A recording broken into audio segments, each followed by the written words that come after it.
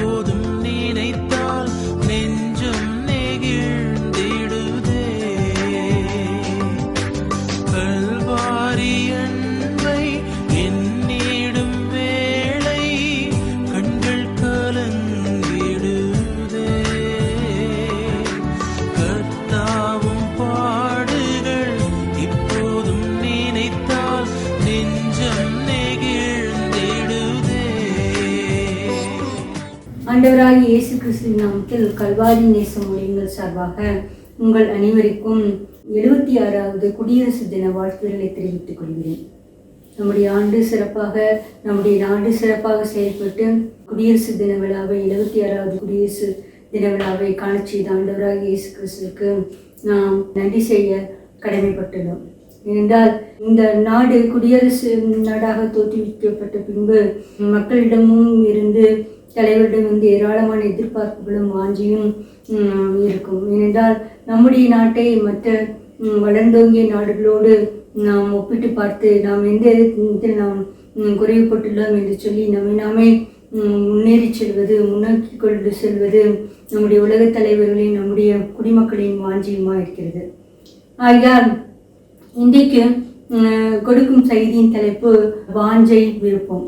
என்றால் நம் வாழ்க்கையில் ஒவ்வொரு மனிதனுக்கும் ஒவ்வொரு வாஞ்சியும் ஒரு விருப்பமும் இருக்கும். அதை அடைவதற்காக நாம் எவ்வளவோ முயற்சிகளை எடுத்துக்கொண்டே இருக்கிறோம். முடிவாக அது அடைந்தாயிட்டு என்று சொல்லும் பொழுதுதான் நமது மனதில் ஒரு நிம்மதி கிடைக்கும். ஆகையால் இதை கேட்டுக்கொண்டிருக்கிற பிரியமானவர்களே, நம்முடைய வாஞ்சை, நம்முடைய விருப்பம் என்ன என்பதை நம் வேதாந்தத்தின் அடிப்படையிலிருந்து நாம் தெரிந்து கொள்ள கடமைப்பட்டுள்ளோம். நம்முடைய வாஞ்சை விருப்பம் வேதாந்தத்தின் அடிப்படையிலிருந்து நாம் இருக்கும்போது நிச்சயமாகவே நம்முடைய தனிப்பட்ட வாஞ்சைகளையும் விருப்பங்களையும் தேவாதி தேவன் பூர்த்தி செய்ய வல்லவராக இருக்கிறார். நம்முடைய தனிப்பட்ட வாழ்க்கையில் எவ்வளவோ ஆசைகள், வாஞ்சைகள், விருப்பங்கள் இருக்கும். அதை எல்லாவற்றையும் பிதாவாகிய தேவன் நம்முடைய பரம தகப்பனாக இருக்கிறபடியினால் அவர் நிறைவேற்ற வல்லவராக இருக்கிறார். அதற்கு முன்பதாக நாம் வேதாந்தத்தில் இருக்கிற வாஞ்சைக்கும் விருப்பத்துக்கும் நாம் செவி கொடுக்கும் பொழுது நிச்சயமாகவே அவர் வாஞ்சியுள்ள ஆத்மாவை திருப்தியாக்கி, கவனமுள்ள ஆத்மாவை, பசியுள்ள ஆத்மாவை திருப்தியாக்குகிறார் என்று சொல்லப்படுகிறது. ஆகையால் நாம் முதலாவது ஆண்டவராகிய இயேசு கிறிஸ்துவிடத்தில் ஒரு வாஞ்சியாக இருக்க வேண்டும். அவரிடத்தில் நாம் எவ்வளவு அன்பு என்பது வாஞ்சை என்று கூட கொடுக்கலாம், விருப்பம் என்று கூட சொல்லலாம். நான் அதிகமாக அவரையே நினைத்து கொண்டு அவரோடு நேரம் செலவழிப்பதிலே நாம் முக்கிய கொள்கையாக இருப்போம். அவருக்கு பிடித்தமான காரியங்கள் எல்லாம் செய்து அவரை எவ்வாறு திருப்திப்படுத்தலாம் என்று, ஒருவருடைய குணாதிசயங்களை எப்படி பின்பற்றலாம் என்று நம்முடைய வாஞ்சையும் விருப்பமாக இருக்கும். அதே போல்தான் நம் ஆண்டவராக இயேசு கிறிஸ்துவிடம் வாஞ்சையும் விருப்பம் இருக்கும் பொழுது நிச்சயமாகவே அவருடைய குணாதிசயங்கள் என்னென்ன, அவரை நாம் எப்படி திருப்திப்படுத்தலாம், அவருக்கு பிரியமானது என்ன என்பதை நாம் ஒவ்வொரு கணமும் சிந்தித்து அதை செயல்படுத்த முயற்சி செய்வோம். சங்கீதம் 91:14, அவன் என்னிடத்தில் வாஞ்சியா இருக்கிறபடியால் அவனை விடுவிப்பேன், என் நாமத்தை அவன் அறிந்திருக்கிறபடியால் அவனை உயர்ந்த அடைக்கலத்தில் வைப்பேன். பிரியமானவர்களே, இங்கு நம் ஆண்டவராகிய இயேசு கிறிஸ்துவின் நாமம்தான் அவருடைய நாமம். அவன் என் நாமத்தை அறிந்திருக்கிறபடியால் அவன் உயர்ந்த அடைக்கலத்திலே வைப்பேன், அவன் என்னிடத்தில் வாஞ்சியா இருக்கிறபடியால் அவனை விடுவிப்பேன். நம்முடைய வாழ்க்கையில் பாவக்கட்டுகள், சாபக்கட்டுகள், வர்ணக்கட்டுகள், பயங்கள், இன்னும் வெளிசூனிய கட்டுகளிலிருந்து தேவாதி தேவனாகிய ஆண்டவர் நம் ஆண்டவராகிய இயேசு கிறிஸ்துவின் நாமத்தின் மூலம் விடுவிக்க வல்லவராக இருக்கிறார். அவருடைய நாமத்தை நாம் அறிந்திருக்கிறபடியால் நாம் உயர்ந்த அடைக்கலத்திலே வைக்கப்படுவோம். நம்மளுக்கு எந்தவித தீங்கும் தேவன் அறியாமல் ஒன்றுமே வராது. ஆகையால் நீங்கள் அப்போஸ்தலனாகிய பவுல் கூட கப்பல் சேதத்தில் அடிபட்டு ஒரு மெலிதா தீவில் ஒதுங்கின பொழுது அவர்கள் எல்லாரும் அதிக குளிர் நிமித்தம் குளிர் காய்ந்து கொண்டிருந்தார்கள். அவர் கொஞ்சம் விறகுகளை எடுத்து வாரி நெருப்பில் போடும் பொழுது ஒரு விரியன் பாம்பு அனலுரித்து அவருடைய கையை சுற்றி கொண்டது. எல்லாரும் அதை கண்டு பயந்தார்கள்.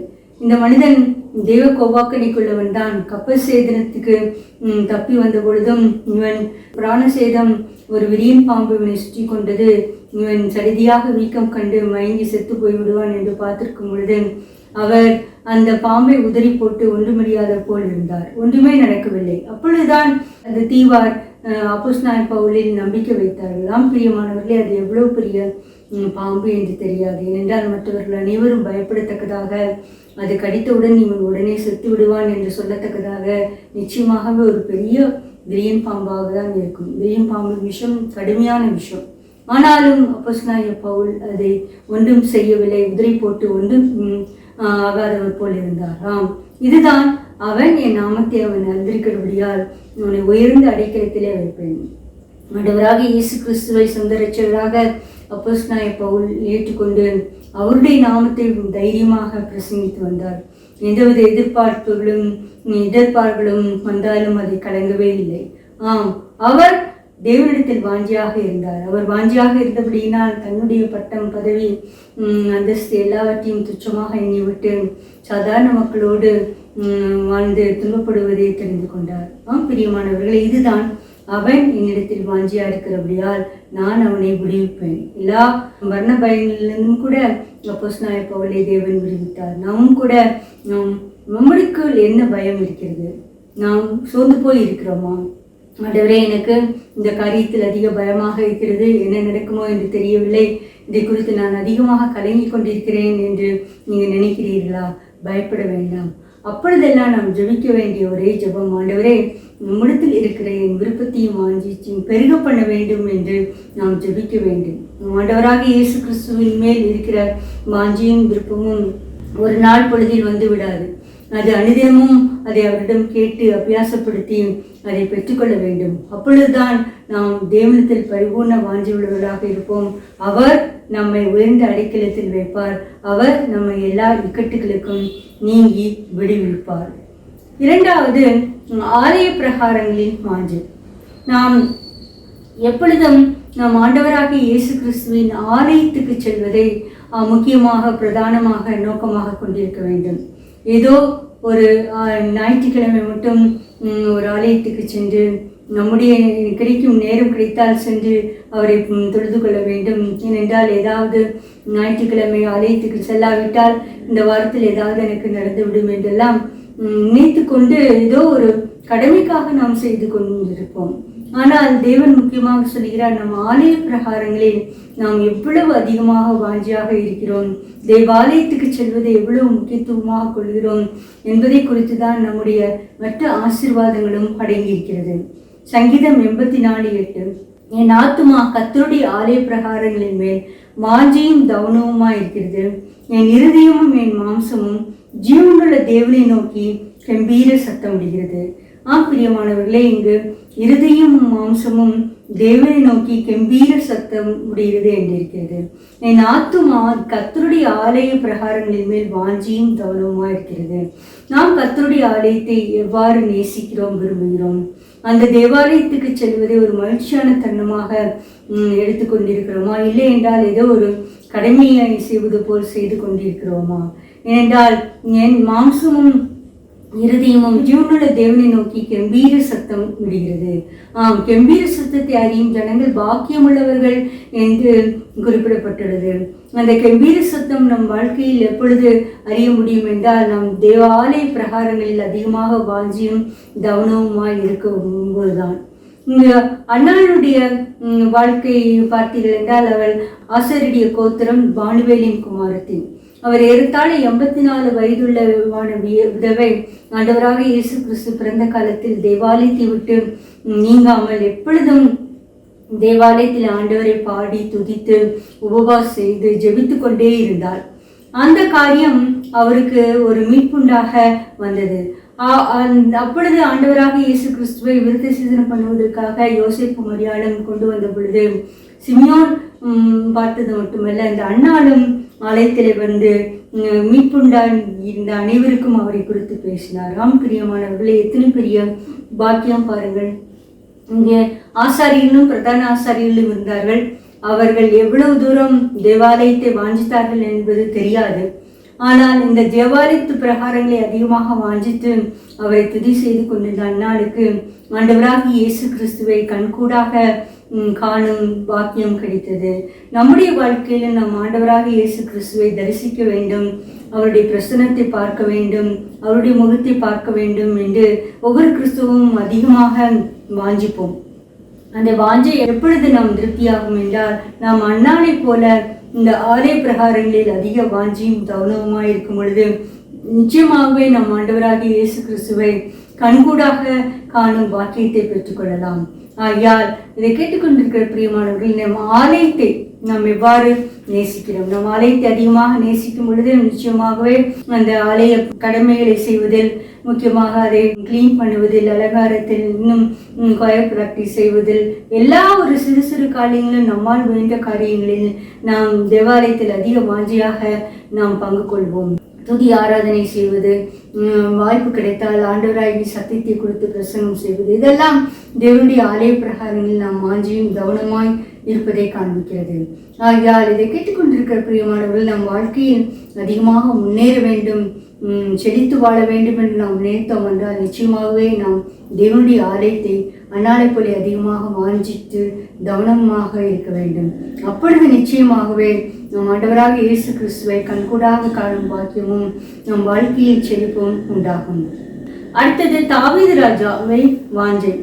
தாவீது ராஜாவை பார்த்தீர்கள் என்றால் அவரும் அதிகமாக ஆண்டவராகிய ஆலய பிரகாரங்கள் மேல் வாஞ்சியாக இருந்தார். எப்பொழுது பார்த்தாலும் தேவனுடைய ஆலயம், தேவனுடைய சமூகத்தில் தன் பிரச்சனைகளை சொல்லுவது, தேவனுடைய பலிபீடம், ஆசரிப்பு கூடாரம் ஒரு சாதாரண திரைமறைவில் இருக்கும் பொழுது நான் மட்டும் ஏன் இந்த கேதுரமர வீட்டில் வாசம் பண்ணுகிறேன் என்றெல்லாம் எப்பொழுதும் தேவனுடைய ஆலயத்தை குறித்து அவர் வாஞ்சியும் கவனமுமாக இருந்தார். 1 நாளாகும் 29:3 இன்னும் என் தேவனுடைய ஆலயத்தின் மேல் நான் வைத்திருக்கிற வாஞ்சியினால் பரிசுத்த ஆலயத்துக்காக நான் சவதரித்த அனைத்தையும் தவிர எனக்கு சொந்தமான பொன்னையும் வெள்ளியும் என் தேவனுடைய ஆலயத்துக்கு என்று கொடுக்கிறேன். பிரியமானவர்களே, இந்த தாவீது ராஜாவுக்கு தேவனுக்கு ஒரு பிரம்மாண்டமான ஒரு ஆலயத்தை கட்ட வேண்டும் என்று அதிக விருப்பமாக இருந்தது. ஆனாலும் தேவன் சொல்லிவிட்டார், நீ அதிகமாக இரத்தத்தை சிந்தினால், யுத்த மனுஷனாக இருந்தபடியினால் நீ தேவாலயத்தை கட்ட வேண்டாம், உன் கற்பப்பிறப்பாகிய சாலமோன் அதை கட்டுவான் என்று சொல்லிவிட்டார். ஆகையால் அவர் உயிரோடு இருக்கும் பொழுதே தேவனிடத்திலிருந்து ஒரு ஆலய கட்டுமானத்திற்கான ஒரு வரைபடத்தையும் வாங்கி அது பிரம்மாண்டமான ஆலயமாக இருந்தபடியினால் அந்த ஆலயத்துக்கு வேண்டிய வெள்ளியும் பொன்னியும் வெண்கலத்தையும் கல்லையும் மண்ணையும் நல்ல மரங்களையும் ஏராளமாக சவதரித்து வைத்தார். இது மட்டுமல்லாமல் தன்னுடைய சொந்த பொக்கிஷத்திலிருந்து வெள்ளியும் பொன்னியும் தேவனுக்கு கொடுத்தார். தாவீது ராஜா கொடுத்த பொன் எவ்வளவு என்றால், ஓப்பீரின் தங்கமாகிய 3000 தாலந்து தங்கத்தையும் சுத்த வெள்ளியாகியும் 7000 தாலந்து வெள்ளியும் கொடுக்கிறேன் என்றார். பிரியமானவர்களே, ஓப்பீரின் தங்கம் என்பது மிகவும் சுத்தமான தங்கம். இப்பொழுது 916 கோல்டு என்றால் அதிகமாக விரும்புகிறோம். காரணம், பிற்பாடு அதை ஏதாவது நாம் விற்க வேண்டும் என்றால் அதற்குரிய பணம் அன்றைய நாளுக்குரிய கரன்சி படி நம்மளுக்கு கிடைத்துவிடும். அதே போல்தான் சுத்த வெள்ளியும் 7000 தாலந்து, ஓப்பீரின் தங்கம் 3000 தாலந்து. அந்த காலத்தில் ஒரு தாலந்து என்பது 45 to 50 கிலோகிராம். அப்படி என்றால் நிச்சயமாகவே 3000 தாலந்து என்று சொல்லும் பொழுது கிட்டத்தட்ட 1,50,000 கிலோ.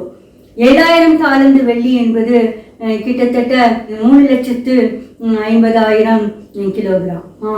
1,50,000 கிலோகிராம் பொன்னையும் ஓப்பீரின் தங்கம் சுத்தமான பொன்னையும் 3,50,000 கிலோ சுத்தமான வெள்ளியும் தாவீது ராஜா தன்னுடைய பொக்கிஷத்திலிருந்து எடுத்து கொடுத்தார். அவர் இது அதிக மாஞ்சியும் கவனமுமாக இருப்பதை காண்பிக்கிறது. தாவீது ராஜாவுக்கு அவர் தேவனுடைய ஆலய பிரகாரங்களில் அதிகமாக வாஞ்சியா இருந்தபடினால் அவருக்கு ஏராளமான செல்வத்தையும் ஐஸ்வர்யத்தையும் தேவன் கொடுத்து வந்தார். அவர் இவ்வளவு தாலந்து வெள்ளியும், இவ்வொரு டன் கணக்கில் வெள்ளியும் பொன்னியும் கொடுத்தும் கூட அவர் எந்த விதத்திலும் குறைவுபடவே இல்லை.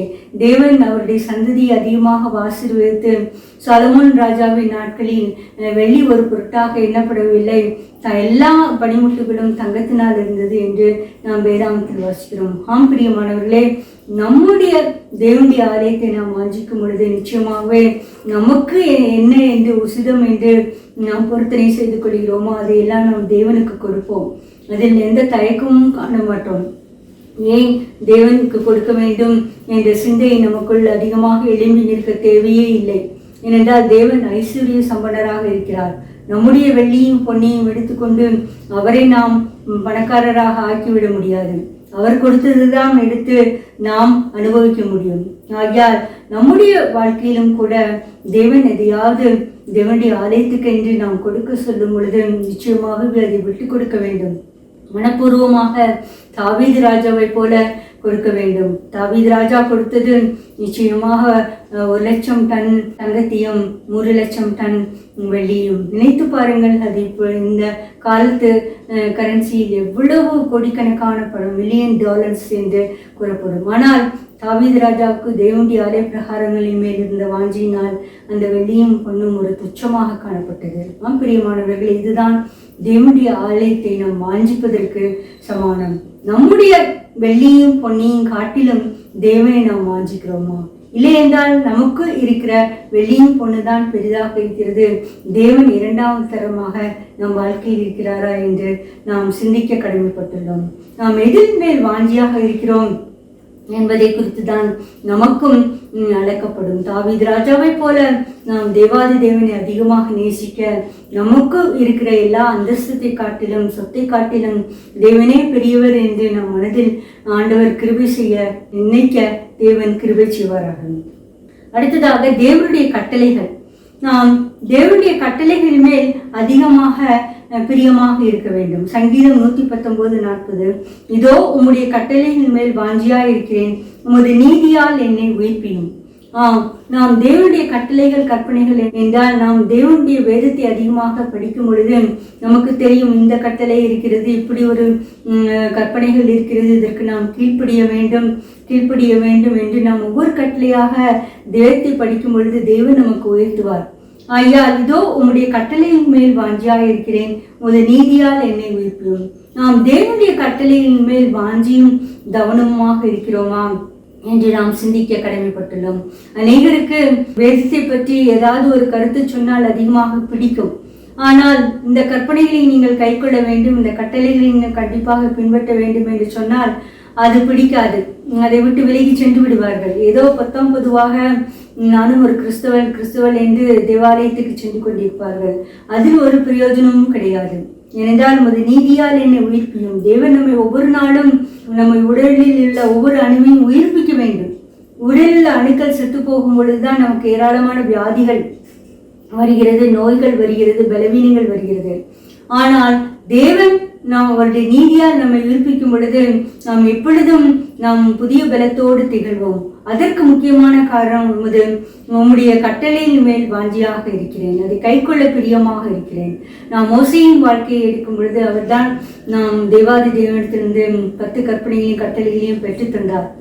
அவர் அதிகமாக உயிர்ப்பிக்கப்பட்டு கொண்டே இருந்தார். 120 வயது வரைக்கும் மோசேயின் கண் இருளடையும் இல்லை, பலன் குறையவும் இல்லை என்று வேதத்தில் நாம் வாசிக்கிறோம். பிரியமானவர்களை, நாம் வயதாக நமக்கு அதிகமாக பலன் தேவைப்படுகிறது.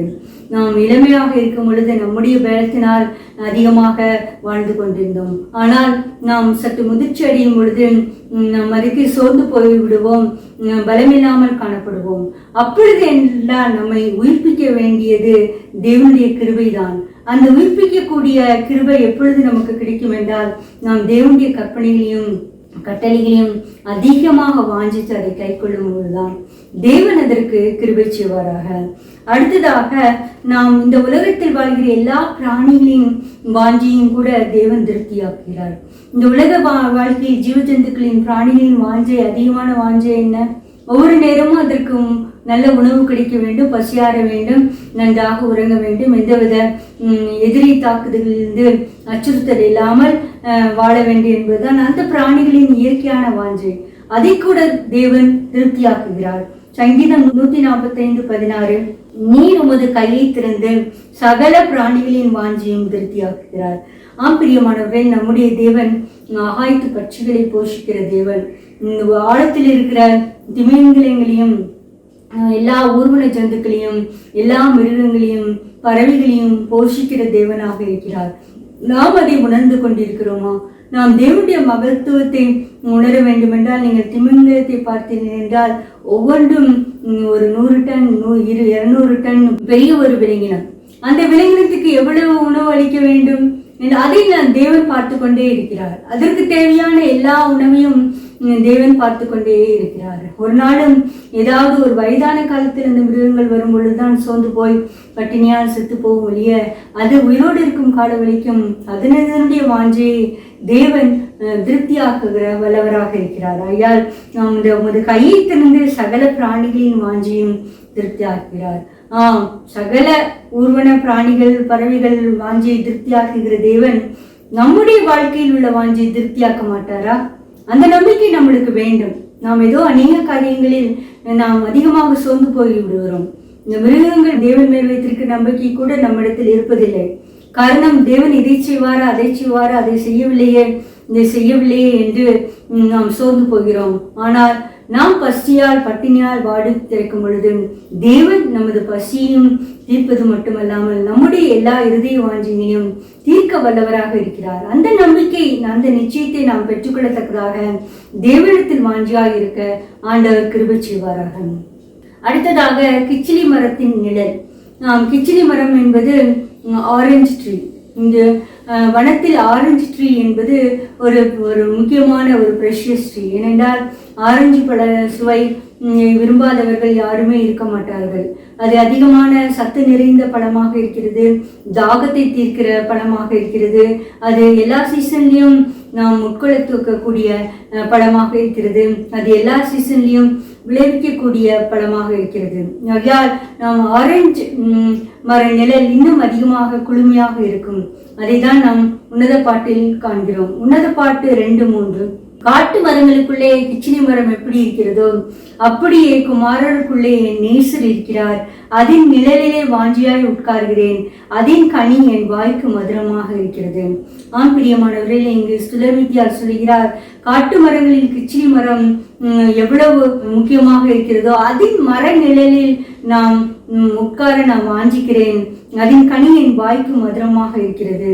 கிச்சிலி மரத்தை போல என் நேசர் இருக்கிறார், குமாரருக்குள்ளே இருக்கிறார். அதன் நிழலிலே உட்கார வாஞ்சியாக இருக்கிறேன் என்று சுலமித்தியார் கூறுகிறார். இந்த நேசர் என்பது நம் ஆண்டவராக இயேசு கிறிஸ்து. அவர் ஒரு கிச்சிலி மரத்தை போல இருக்கும் பொழுது நாம் அவருடைய நிழலில் நாம் உட்கார வாஞ்சிக்க வேண்டும். அப்பொழுது அது நமக்கு ஆத்மாவுக்கு அதிக குளிர்ச்சியை தருவது மட்டுமல்லாமல் அதன் கனி என் வாய்க்கு மதுரமாக இருக்கிறது. இங்கு கனி என்பது வேத வசனங்களை தான் குறிக்கிறது. நாம் வார்த்தைகளை உட்கொள்ளும் பொழுது நிச்சயமாக நாம் வேத வசனங்களை நாம் தியானிக்கும் பொழுது அது நம் வாய்க்கு மதுரமாக இருக்கிறது. பிரியமானவர்களே, நாம் காட்டு மரத்தில் இருக்கிற கிச்சி மரம் போல் இருக்கிற நம் ஆண்டவராக இயேசு கிறிஸ்துவை நேசரின் மேல் பிரியமாக இருக்கும் பொழுது அவருடைய சமூகத்தில் உட்கார நாம் அதிகமாக வாஞ்சிப்போம். அந்த கிச்சிலி மர நிலையில் மட்டும்தான் நாம் உட்கார நாம் வாஞ்சிக்க வேண்டும். மற்றொரு மரம் என்றால் அது சீக்கிரமாக காய்ந்துவிடும். என்றால் நீங்கள் யோனா தீர்க்கதரிசியை பார்த்தீர்கள் என்றால் அவர் நினிவேக்கு சென்று சத்தியத்தை கூறும் பொழுது மக்கள் எல்லாம் ஏற்றுக்கொண்டார்கள். அதையெல்லாம் அவர் காணும் பொழுது அதிகமாக எரிச்சலும் கோபமும் அடைந்தார். அவர் ஒரு குடிசையில் உட்கார்ந்திருக்கும் போது ஆமணக்கு செடியை கட்டளையிட்டார். அது நிழலை கண்டு அதிகமாக அவர் மகிழ்ந்தார். ஆனால் ஒரு சிறு பூச்சியை கட்டளையிட்ட பொழுது அந்த ஆமணக்கு செடி முழுத்திலும் அழித்து போடப்பட்டது. அவர் அதிகமான வெப்பக்காற்று வீசும் பொழுது வசனம் அடைந்து சாகிரதை நல்லது என்று விரும்பினார். பிரியமானவர்களே, நாம் எந்த மர நிழலில் நாம் உட்கார்ந்திருக்கிறோம் என்பது அதிக முக்கியமாக இருக்கிறது. நாம் தேவனுடைய வார்த்தைக்கு கீழ்ப்படிந்து அவருக்கு பிரியமாக இருக்கும் பொழுது நிச்சயமாகவே நாம் கிச்சிலி மர நிழலில் உட்கார்ந்திருக்கிற மக்களை போல் இருப்போம். யோனாவை போல எரிச்சலும் கோபமும் நிறைந்திருக்கும் பொழுது நாம் ஒரு ஆமணக்கு மர நிலையில் புட்டு பச்சுப்புளி அழித்து போடுகிற ஆமணக்கு மர நிலையில் உட்கார்ந்திருக்கிற மக்களை போல் இருப்போம். அப்பொழுது நமக்கு எந்தவித ஒரு குளிரும் நல்ல நிழலும் கிடைக்காது. ஆகையால் இதை கேட்டுக்கொண்டிருக்கிற பிரியமானவர்களே, நாம் நமக்குள் எரிச்சல் கோபம் வெறுப்பு இருக்கும் பொழுது நிச்சயமாகவே நாம் கிச்சிலி மர நிலையில் உட்கார்ந்திருக்கிற மக்களாக காணப்பட மாட்டோம். ஒரு ஆமணக்கு மர செடியிலையோ இல்லை ஒரு சோர்ந்து போய் இருக்கும் பொழுது எலியா தீர்க்கதரிசியை போல் ஒரு சிறு செடியின் கீழ் படுத்துக்கொண்டு போதுமை ஆண்டவரை என் ஆத்மாவை எடுத்துக்கொள்ளும் என்று சோர்ந்து போகிற மக்களாக நாம் காணப்படுவோம். ஆகையால் இதை கேட்டுக்கொண்டிருக்கிற பிரியமானவர்கள், நாம் எப்பொழுதெல்லாம் சோர்ந்து போயிருக்கோமோ, எப்பொழுதெல்லாம் நாம் எரிச்சல் கோபமாக இருக்கிறோமோ அப்பொழுது தேவனே உம்முடைய கிச்சிலி வள நிழலில் என்னை ஆற்றும், என்னை தேற்றும், உம்முடைய வார்த்தையினால் என்னை தேற்றும் என்று நாம் ஜெபிக்கும் பொழுது, அதை நாம் வாஞ்சிக்கும் பொழுது நிச்சயமாகவே நம்முடைய கவலைகள், கஷ்டங்கள், கண்ணீர்கள் எல்லாம் பறந்தோடும். நம் அதிக நாட்கள் நம்முடைய கவலைகள், கஷ்டங்கள், கண்ணீர்கள் உழண்டிருப்பதற்கு காரணம் நாம் தேவன் கிச்சிலி மர நிழலை வாஞ்சிக்காததான். நம் ஆண்டவராக இயேசு கிறிஸ்துவை அதிகமாக வாஞ்சிக்கும் பொழுது நிச்சயமாகவே அவருடைய வார்த்தை நமக்கு வாய்க்கு மதுரமாக இருக்கும். அந்த மர நிழல் நம்முடைய துக்கம், கவலை, கண்ணீர் எல்லாம் ஆற்றி போடும். தேவன் அதற்கு கிருபை செய்வாராக. அடுத்தது நம் ஆத்ம வாஞ்சை. நாம் ஆவி, ஆத்மா, சரீரம் முழுவதும் தேவனை வாஞ்சிக்கிற மக்களாக இருக்க வேண்டும். ஏசாயா 25:8, கர்த்தாவே உம்முடைய நியாய தீர்ப்புகளின் வழியிலே உமக்கு காத்திருக்கிறேன், உமது நாமமும் உம்மை நினைவும் எங்கள் ஆத்ம வாஞ்சியாக இருக்கிறது. பிரியமானவர்களே, நாம் தேவனுடைய வார்த்தைகளை ஏற்றுக்கொள்ளும் பொழுது அவருடைய நாமமும் அவரை நினைவுகளும் எனக்கு ஆத்ம வாஞ்சியாக இருக்கிறது. நம் நினைவுகள் எல்லாம் தேவன் மேல் பிரியமாக இருக்க வேண்டும். நாம் தேவனை வெறுக்குவதற்கு எந்தவித சாத்தியக்கூறு நம்மில் கிடையாது. ஏனென்றால் தேவன் நம்மை படைத்தவர், போஷிக்கிறவர், பாலிக்கிறவர்.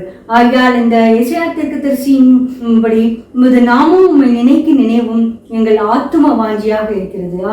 நம்முடைய ஆத்தும வாஞ்சை எதாக இருக்கிறது என்று நாம் எதில் பிரியப்படுகிற காரியமாக இருக்கிறோம் என்று நாம் சிந்திக்க கடமைப்பட்டுள்ளோம்.